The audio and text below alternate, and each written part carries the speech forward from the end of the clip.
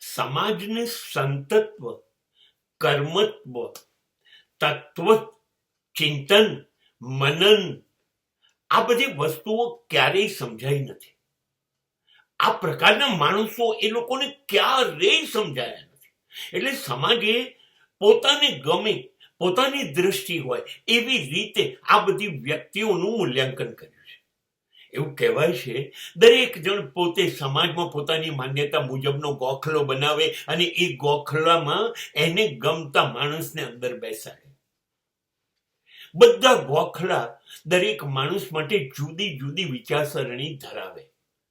100 માણસો હોય તો 100 માણસના વિચારો કબીર માટે કે મીરા માટે અલગ જ હશે, એક સરખા નહીં જ હોય. બધા જુદું જુદું એટલે વિચારે છે કે બધા જ એને ઓળખવામાં નિષ્ફળ ગયા છે. એટલે એ ઓળખે છે એ સાચું છે, બસ એ પોતાનો ગોખલો જુદો બનાવે છે.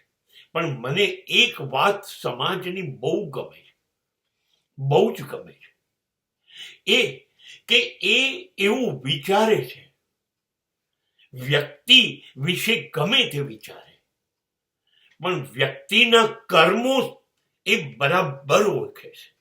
અને એ કર્મ કેવું કર્યું છે એ વ્યક્તિએ એના કર્મોને ઓળખી અને એ પોતાને બધા જ માન્યતાઓ ભલે અલગ હોય પણ બધા જ એના કર્મ અદ્ભુત છે એ બાબતમાં તો કોઈ મતભેદ રહેતો નથી.